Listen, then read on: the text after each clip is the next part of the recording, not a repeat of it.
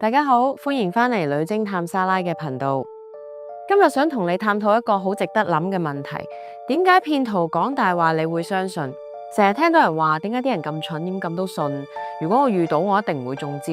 但現實係中招嘅人都有唔少聰明人、見慣世面嘅人在其中。今日就從心理學角度拆解騙徒嘅洗腦劇本。首先你要明白一個核心概念：被騙同蠢唔蠢冇關係，而係關乎人嘅心理機制。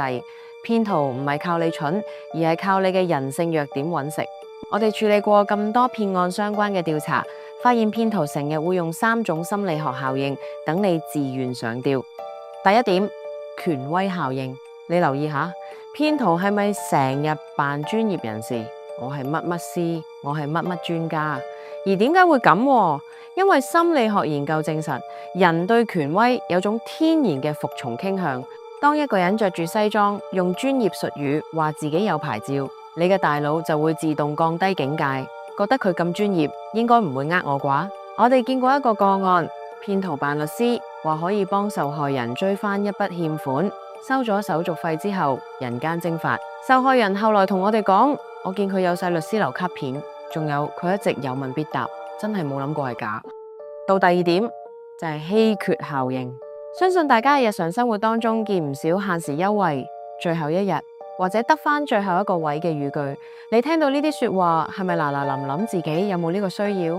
呢個時候你心入面就會為自己尋求呢個需要而去馬。呢個過程就係稀缺效應。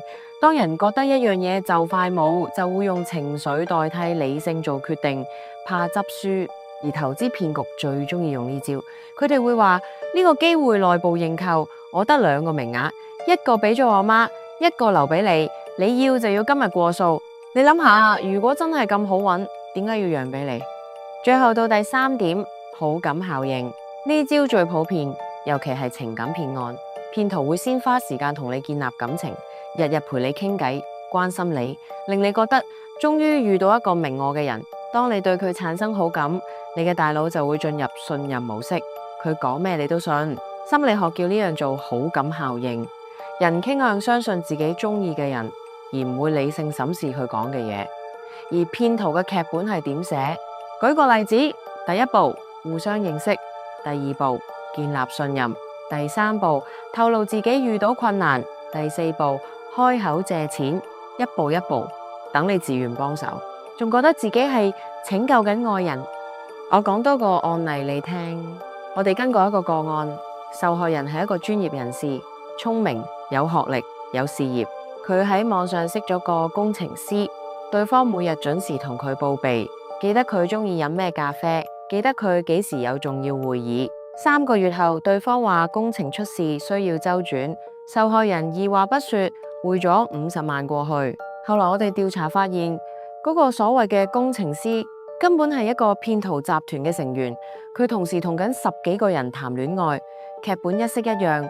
受害人知道真相之後，同我哋講咗一句說話，佢話可能我嘅寂寞令我只睇到佢其中一面，所以下次你再聽到有人話中招嗰個好蠢，你可以同佢講，佢唔係蠢，只係俾人利用咗人性弱點。權威、稀缺、好感，呢3樣嘢係人與生俱來嘅心理機制，唔係你理性可以完全控制。你唯一可以做嘅係識得停一停，諗一諗。當有人催你快啲決定，當有人令你覺得唔做就走寶，當你發現自己好想信呢個人，停低問下自己，我有冇俾情緒主導咗？我有冇核實過佢講嘅嘢？如果你而家覺得自己可能中咗招，或者懷疑身邊嘅人有問題，唔好自己估，搵我哋傾下，我哋幫你用專業角度分析，睇下對方嘅劇本係咪有破綻。真相值得你行多一步，所有對話絕對保密。